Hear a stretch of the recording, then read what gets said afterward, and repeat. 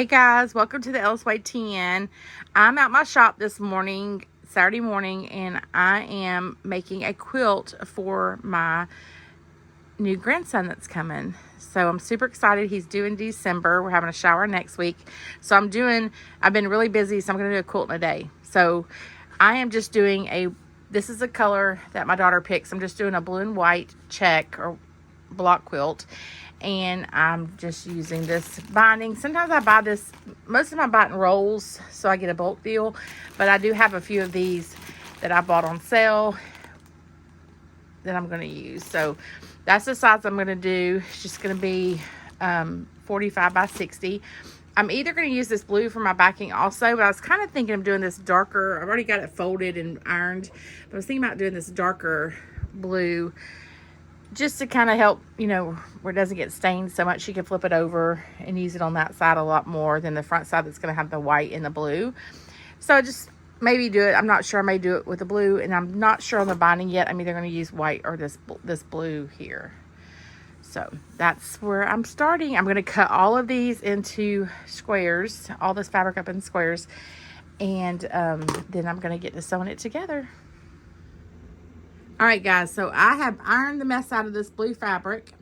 I am going to cut it strips 6.5 inches, go all the way across, and I'm going to turn it and cut 6.5 inches. So my blocks will be 6.5 by 6.5. That allows for your 1/4 inch seam. So then the blocks, once they're sewed, will be 6 inches. I'm going to need, for this quilt, it's going to be 45 by 60, sorry. So I'm going to need 7 across and 10 down. So total blocks, I'm going to have 70, but I just wanted to show you guys how I kind of start it.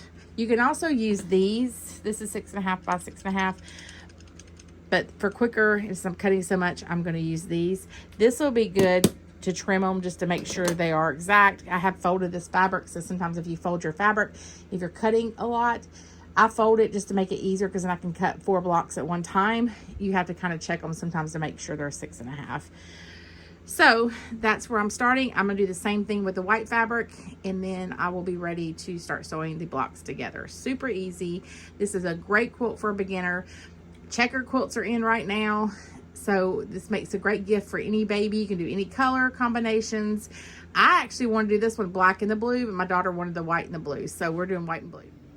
All right, when you're piecing these together, it makes it really quick if you'll just stick the next one in and have it ready to go. It's all in the same feed, and then you can just cut out the thread in between each one, and it just goes a lot faster that way. All right, so I have all 10 of my rows done. So there's 7 wide, or 7 blocks wide, and they're gonna be 10 blocks long. So I've got all of my rows done. I'm just gonna iron the mess out of the seam, sew those 10 rows together.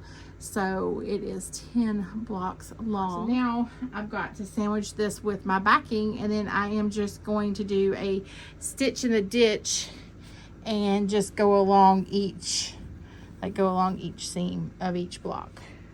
So when you flip it over, it'll kind of have the checker pattern on the back also. All right, so I've got this quilt all together. I did applique his name on the bottom in black, and then it looks really cute, but I don't want to show his name. And then so now I'm going to get my backing fabric ironed really good, and then I'm going to get my batting and iron it really well. And then I'm going to sandwich those together, pin the mess out of it, and then I am going to just do a stitch in the ditch. Don't forget to iron your batting. Even if they're folded or rolled, they still get a lot of creases in them, and you can see I still have some that I need to iron out, but always iron it. And then I fold it in half and then kind of sandwich it. So I have my marks on it. I'll have pleats to line up my quilt, my backing, my batting when I get ready to sandwich it. And it just kind of helps me keep it even. I always start from the middle and start pinning it and go down one side and then start the other side and go up. So, but just a little tip of how I do things the Ellis way. All right, so I am all done with this quilt. I started around 10 o'clock this morning, and it's like 3:20 here. So it literally was a quilt in a day from start to finish. I was even doing laundry in between and just trying to pick up. I was also had my granddaughter I was helping and dealing with. So you could probably do it a little quicker than me, but that's where we're at. But I love it. Check is in. It's super easy. I ended up doing a black binding because I did do his name across the bottom in black. Let me see if I did a little peek in applique.